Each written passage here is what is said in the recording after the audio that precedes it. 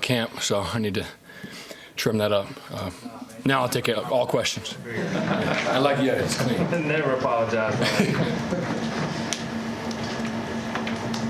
Tyler, just so far from fall camp, a lot of the players have talked about kind of the intensity that Tom Allin brings, including just a moment with him where he's bringing people down, or just that energy, the difference in that. How just have you seen it through the fall camp, just that process?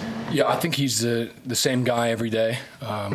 He doesn't fabricate his energy. It's real, it's genuine, it's authentic. He is who he is, and the philosophies that he believes in, he sticks to. Your energy, your attitude, your effort, your toughness, that's all that he's about. And from the spring to camp, what he's really preached is getting takeaways, tackling, and effort. And we can absolutely control that, especially the effort part.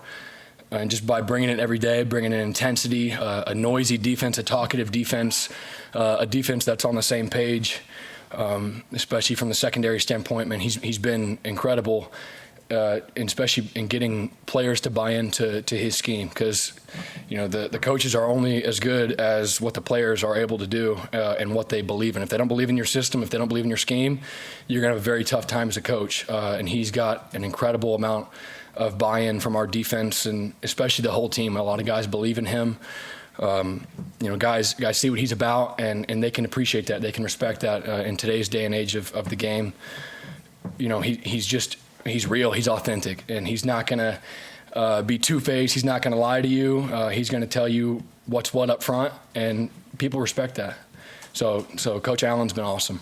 There's a lot of guys on this team that have come back, 1 more year of eligibility, turned down NFL opportunities. Just the sense of urgency around this team this year. What do you feel like that's?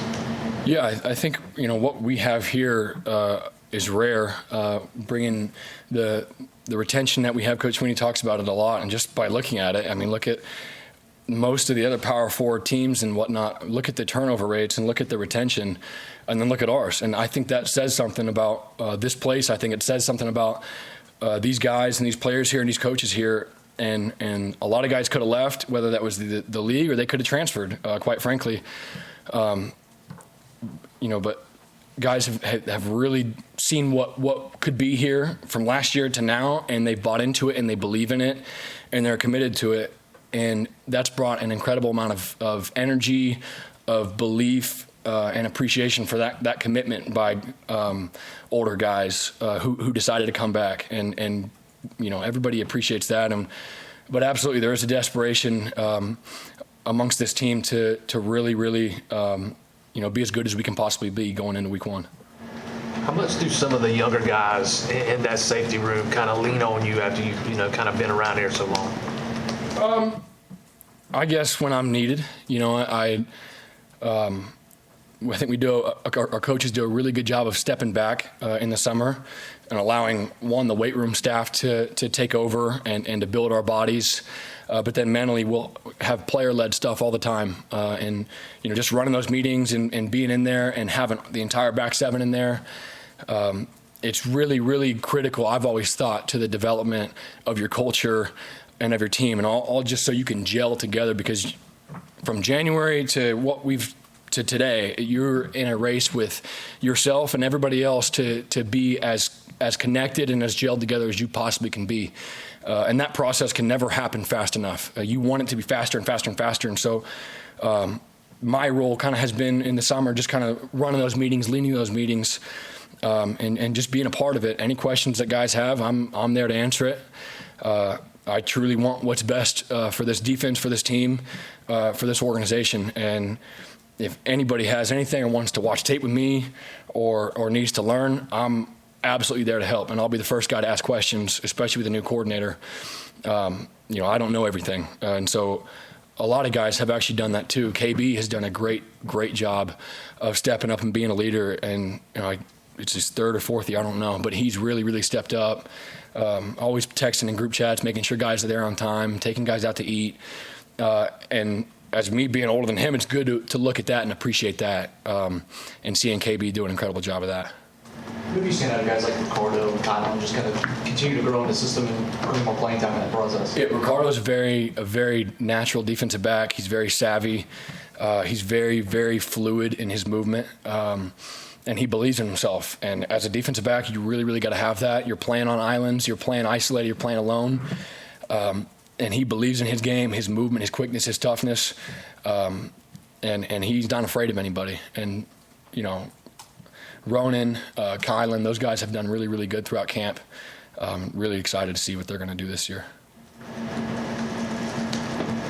How have you kind of saw Ronan transition from wide receiver to safety? Yeah, it's definitely hard at first in that process. You know, I don't think he's played defensive back since high school. And at that level, it's different than this level. And to have to transition there and to do it actually relatively quick has been really impressive. And he's an athlete. He's tough. He's fast. He's physical. And he really did everything he could on special teams to show guys that, you know, he could play winning football defensively, whether that's tackling guys, getting off blocks. And he's excelled in this defense thus far.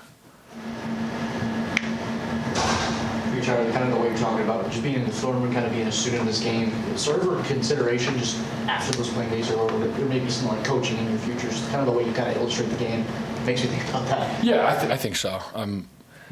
Nothing's certain. I'm waiting for my multi-billion-dollar business idea, but I don't think that's going to happen. So I'll go be an intern, a GA, whatever I need to be to get my foot in the door somewhere. So anybody's watching this, I need a job. So I'm excited. It'll be fun.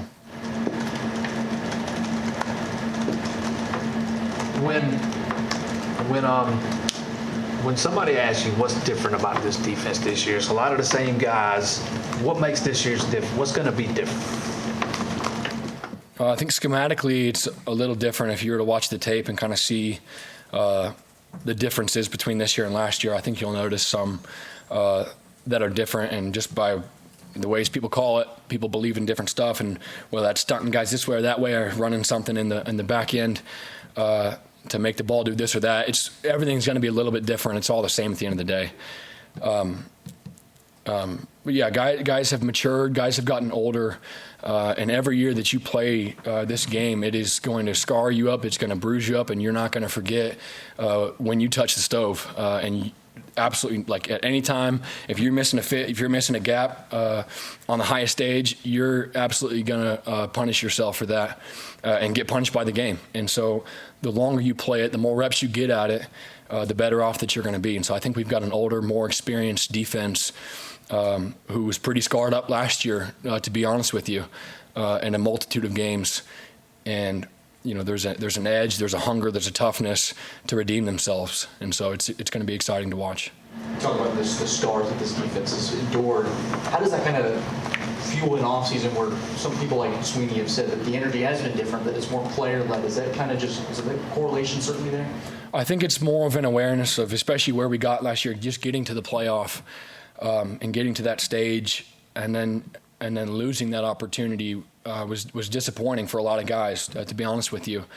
And they just don't want that feeling again. And they don't want the feeling of losing at home. And so doing everything they can in the offseason to perfect their craft, and especially the defensive line has done an incredible job of leading this defense from January to now, bringing guys into the weight room. They were 45 minutes early to every single lift. It was at 6 a.m. They'd get there at 5:15, and they would just freaking work. And they would do all kinds of soft tissue prep and trying to just perfect their bodies and just eating right.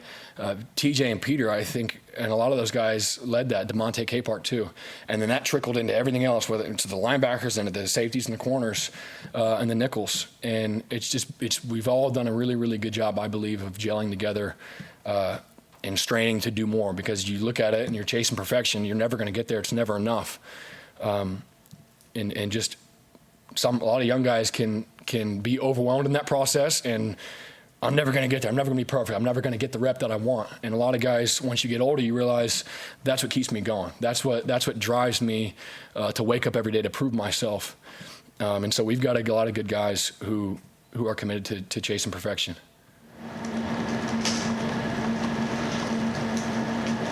Any other questions for Tyler? Thanks, guys.